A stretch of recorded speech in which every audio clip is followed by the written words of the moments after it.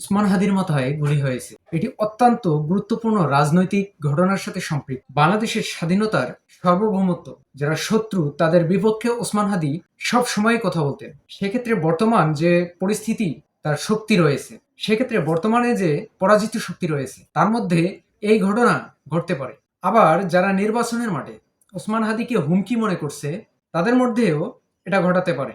যারা শুধু হাদির উপর হামলাই নয়, এটা বাংলাদেশের জাতীয় নির্বাচন, পরিবেশ, নিরাপত্তা এবং রাজনৈতিক স্থিতিশীলের একটি বড় পরীক্ষা। সাম্প্রতিক একটা জিনিস দেখেন, ঢাকা ৮ আসনের স্বতন্ত্র প্রার্থী এবং ইনকলাব মঞ্চের মুখপাত্র শরীফ ওসমান হাদি রাজধানীর বিজয়নগর এলাকায় গুলিবিদ্ধ হয়েছে। ঘটনাটি ঘটেছে দুপুর দিনের আলোতে বা দিনের বেলায়। সমস্ত মিডিয়া এবং রাজনৈতিক মহল বেশি ছড়াছড়ি হয়েছে এই বিষয়টাতে, এই ঘটনাটাতে। আসলে এই ঘটনাটা কেন ঘটেছে, কিসের জন্য ঘটছে, দায়বদ্ধতা কার? পুলিশ ও প্রত্যক্ষদর্শীরা জানাইছে বা পুলিশ এবং প্রত্যক্ষদর্শীরা বলেছে ওসমান হাদিকে বক্সক্লুসিভ রোড এলাকায় একটি বাইক থেকে গুলি ছোড়া হয়েছে। সে সময় হাদি একটা ব্যাটারি চালিত রিক্সা দিয়ে যাচ্ছিল। আর এই হামলার পরে হাদি গুরুতর অসুস্থ হন, আহত হয়ে যান। তাকে হাসপাতালেও নেওয়া হয়েছে, এখনো তিনি চিকিৎসাধীন আছেন। এখন তিনি চিকিৎসা চালিয়ে যাচ্ছেন। জীবন মৃত্যুর সন্ধিক্ষণে হাদি এখনো লড়ছেন। আর এই ঘটনাটা ঠিক তখনই এসে ঘটলো যখন আগামী জাতীয় সংসদ নির্বাচনের শিডিউল ঘোষণা করা হয়েছে, আগামী জাতীয় সংসদ নির্বাচনের তফসিল ঘোষণা করা হয়েছে। ঠিক তার একদিন পরেই এই ঘটনাটা ঘটলো। অনেক মহলেই এটা নিয়ে প্রশ্ন তুলতেছে এবং রাজনৈতিক পরিবেশ ইতিমধ্যেই এই বিষয়টার উপর বেস করে সংবেদনশীলতা দেখা দিয়েছে।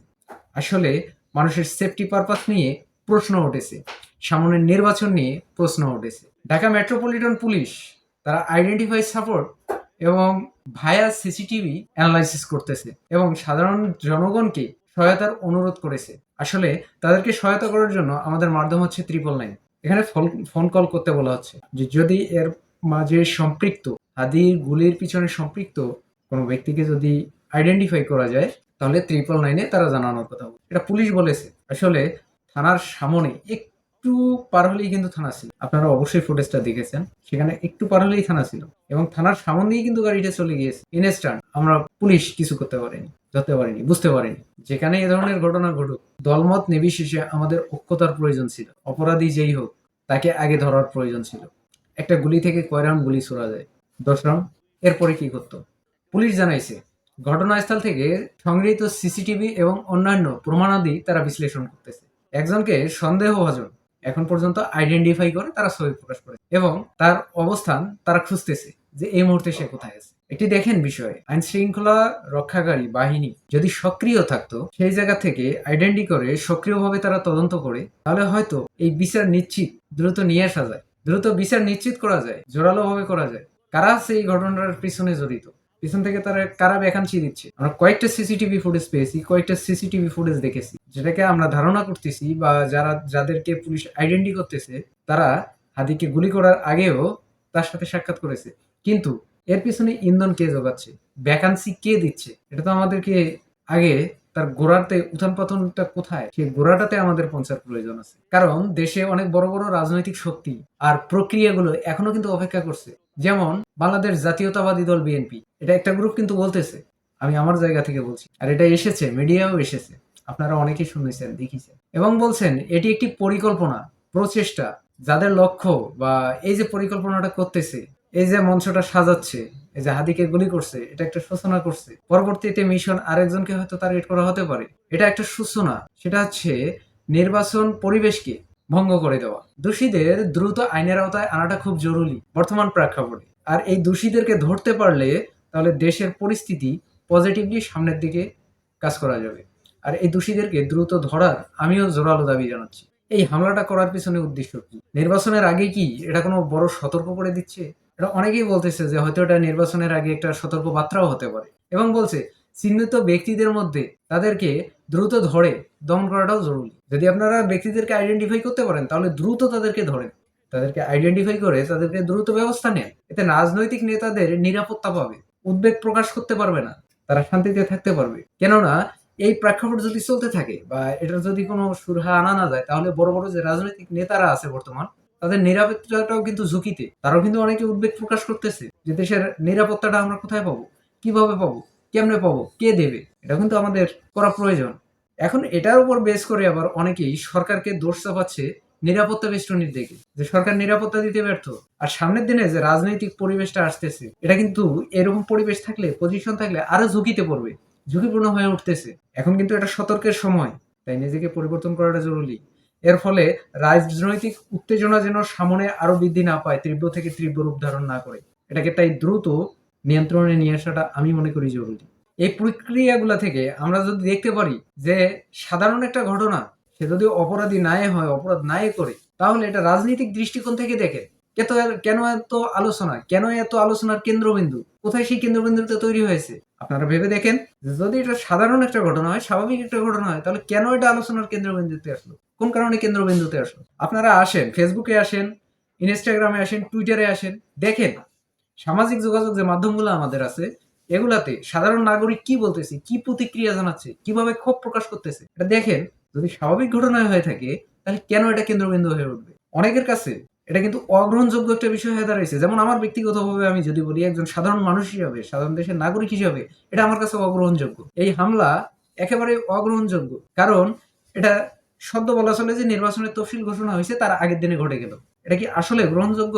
যেখানে নির্বাচনের তফসিল ঘোষণা হইলো, সেখানে তার পরের দিনে হাতের উপর গুলি চালানো হইলো। এই যে গুলিটা চালানো হইলো, এই যে একটা অস্থিরতা পরিস্থিতি তৈরি হচ্ছে, এটা কি ভোটারদের মাঝে কোনো আগ্রহ থাকবে, না একটা ভয়ভীতি তৈরি করতেছে? অবশ্যই এটা সাধারণ যে ভোটাররা আছে তাদের মাঝে একটা উদ্বেগ তৈরি করবে, ভয় তৈরি করবে, ভীতি তৈরি করবে, না জানি কখন কি ঘটে যায়। কারণ এটা কিন্তু একটা সাধারণ ঘটনা না, এটা একটা রাজনৈতিক প্রেক্ষাপটও বলা যায়। এর মাঝে রাজনৈতিক প্রেক্ষাপটটা আরো বেশি জড়িত হয়ে গেছে। কারণ নিরপেক্ষ প্রতিপক্ষ উভয় মাঝ থেকে যদি আমি বলি, তাহলে সবার মাঝে কিন্তু একটা উত্তেজনা বিরাজ করতেছে, সবার মাঝ থেকে একটা ক্ষোভ তৈরি হচ্ছে, সন্দেহ তৈরি করতেছে। কারণ এই ইস্যুটাকে কেন্দ্র করে সামনে যে নির্বাচন আমাদের আসতেছে, এই নির্বাচন এর পরিবেশ যেন কোনোভাবেও ক্ষতিগ্রস্ত না হয়, এদিকটা কিন্তু সরকারকে অবশ্যই দেখা প্রয়োজন, প্রশাসনকে দেখা প্রয়োজন। এরকম প্রেক্ষাপট যদি গড়ায় আসে, তাহলে সামনের নির্বাচন ক্ষতিগ্রস্ত হয়ে যাবে, স্বাভাবিকভাবে দেশে নির্বাচন হবে না। তাই এই জায়গা থেকে প্রশাসনকে স্ট্রংলি ভূমিকা পালন করা আমি অত্যন্ত জরুরি মনে করি। এখন আমি যদি এই প্রেক্ষাপটের ওপর আমি আমার জায়গা থেকে কিছু মন্তব্য করি, আমি যেটা অ্যানালাইসিস করেছি যে মানুষ কি চায়। এই যে প্রেক্ষাপটটা, হাতের উপর গুলি হইলো, হওয়ার পরে একটা অরাজকতা তৈরি হয়ে গেছে, অলরেডি সামনে নির্বাচন, তফসিল ঘোষণা হয়ে গেছে, সে একজন দেশের নাগরিক হিসাবে তার অধিকার আছে নির্বাচন করার। এই প্রেক্ষাপট থেকে আমি যদি আমার থিওরি থেকে কিছু আমি বলি, আসলে মন্তব্যগুলো কেমন হতে পারে আমার, তার মধ্যে অন্যতম যে বিষয়টা আমি বলবো, সেটা হচ্ছে নিরাপদ একটা নির্বাচনের দরকার। সামনে যে নির্বাচনটা আসতেছে, এই নির্বাচনটা একবারে নিরাপদে হওয়ার প্রয়োজন। তারপরে দ্বিতীয় যে বিষয়টা আমি বলবো, যেহেতু সামনে নির্বাচনকে বেস করে আমরা সামনের দিকে যাচ্ছি, সেক্ষেত্রে রাজনৈতিক যে সহিংসতাটা, এই যে কামড়া কামড়িটা চলছে, এই সহিংসতাটা কমানোটা খুব জরুরি, যেটা ভোটারদের মাঝে আগ্রহ বাড়াবে, ভোটারদেরকে সামনের দিকে নিয়ে আসবে, উৎসাহিত করবে।